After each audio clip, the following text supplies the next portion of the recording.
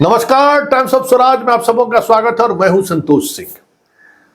और आज हम टाइम्स ऑफ स्वराज में चर्चा कर रहे हैं कि बीजेपी 400 पार के नारे को हकीकत में बदलने के लिए जिस हद तक गुजरने को तैयार है, ऐसे में कहा जा सकता है कि बीजेपी वही पार्टी है जो कहती है चाल, चरित्र और चेहरा के साथ हम राजनीति करते हैं। जी हां, आज हम आपको एक ऐसी खबर दिखाने जा रहे हैं जो खबर देखकर आप हैरान हो जाएंगे और आप सोचने लगेंगे कि भाई मोदी जैसा 56 इंच का प्रधानमंत्री, जो अक्सर कहते हैं कि भाई हम 56 इंच वाले हैं, वो 400 पार के लिए इस हद तक गिर सकते हैं या इस हद तक समझौता कर सकते हैं कि उन्हें दाऊद से हाथ मिलाना पड़ जाए। जी हां, ईडी, सीबीआई और इनकम टैक्स अधिकारियों पर तो आरोप लग ही रहा है कि 400 पार के लिए मुख्यमंत्री को भी जेल भेजने से परहेज नहीं कर रहे हैं।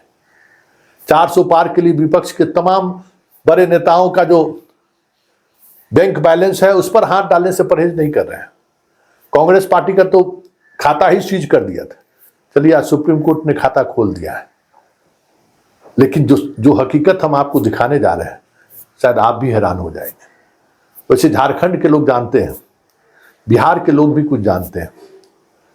ये व्यक्ति, इस व्यक्ति को जरा पहचानिए। नाम ढुल्लू महतो है। बीजेपी इस बार इनको धनबाद से पार्लियामेंट का इलेक्शन लड़ा रही है। इस व्यक्ति पर 49 मुकदमे दर्ज है, आपराधिक मामले। उसमें 21 से अधिक ऐसे मामले हैं जिसमें अटेम्प्ट टू मर्डर का केस है। ढुल्लू महतो का मतलब जो कोयलांचल का जो वो इलाका है, वहां इसके इजाजत के बगैर परिंदा पर भी नहीं मार सकता है। जिस तरीके से सिंह मेंशन का परिवार झरिया में समानांतर सरकार चलाती है, उसी तरीके से बाघमारा के इलाके में ढुल्लू महतो का समानांतर सरकार चलती है। इस बार बीजेपी ने इन्हें पार्लियामेंट का चुनाव लड़ाने का फैसला लिया है, मतलब टिकट दिया है इनको।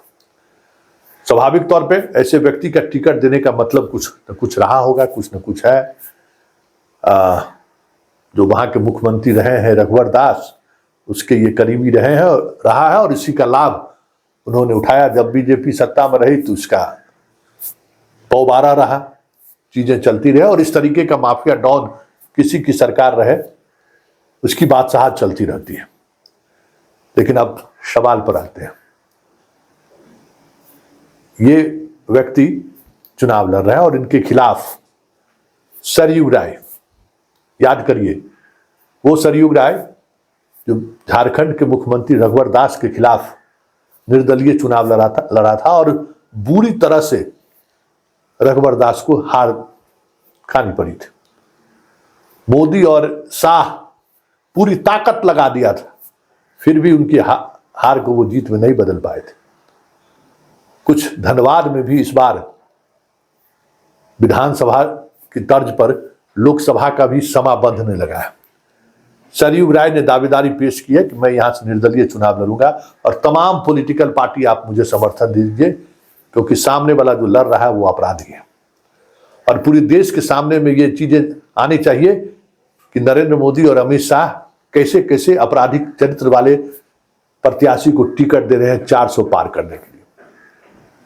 और इसी स्लोगन के साथ सरयू राय धनबाद पहुंचते हैं, और धनबाद पहुंचने के बाद जब वो लोगों से मिलना जुलना बातचीत शुरू करते हैं तो उसी दौरान एक डॉन का प्रवेश होता है।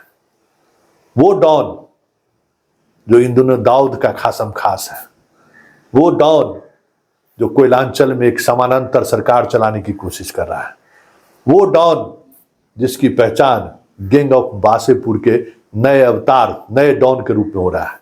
जी हां, हम प्रिंस खान की बात कर रहे हैं।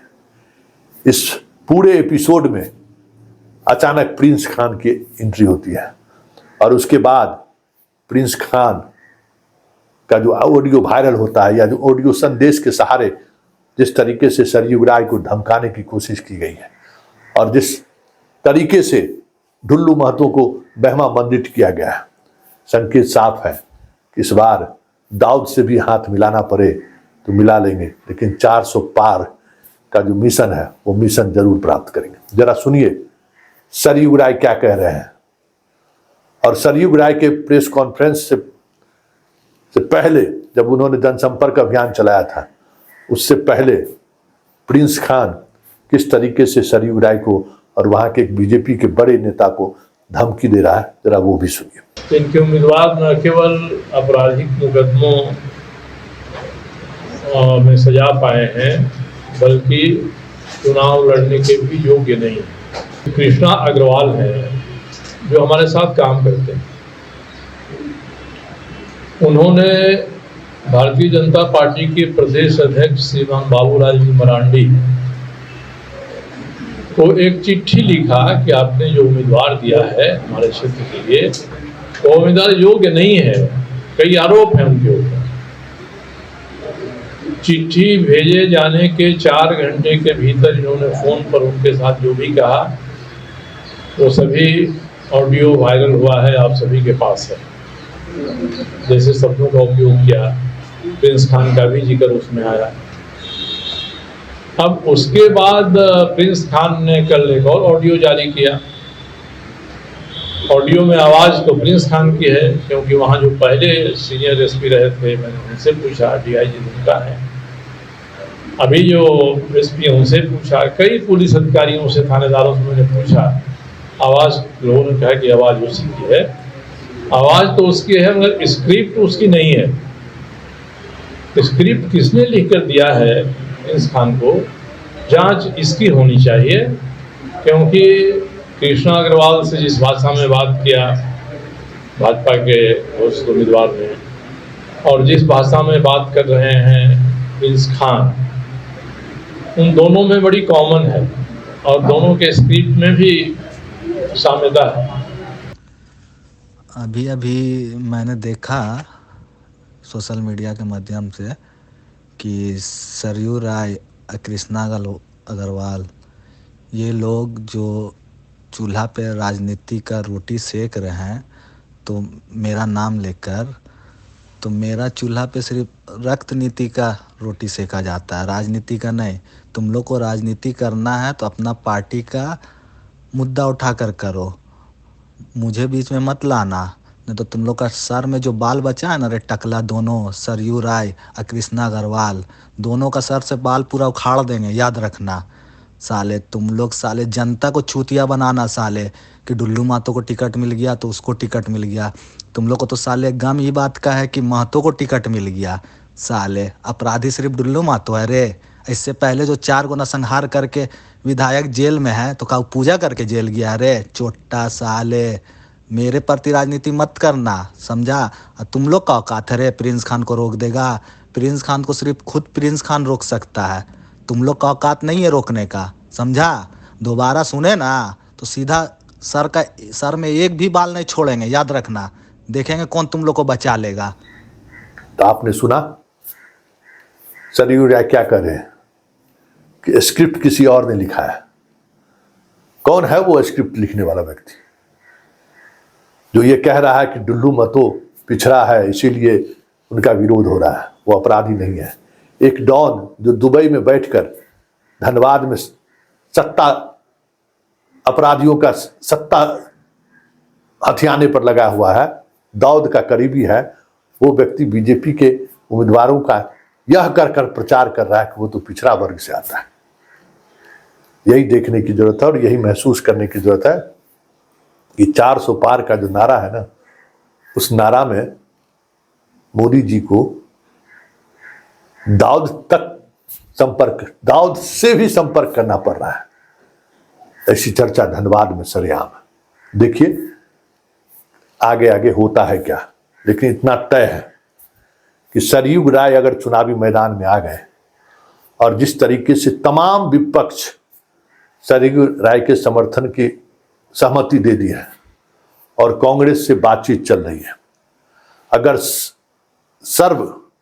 सभी लोगों का संयुक्त उम्मीदवार अगर सरयू राय हो गया तो जमशेदपुर की तरह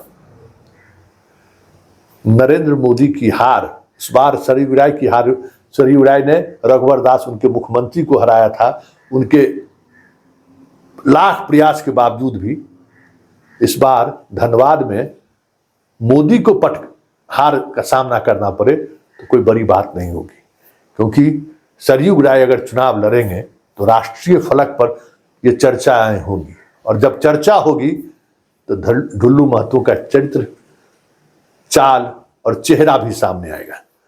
तो ये जो एक तस्वीर मोदी के बारे में जो लोगों के जहन में है, वो तस्वीर तार तार होगा, ये भी तय है।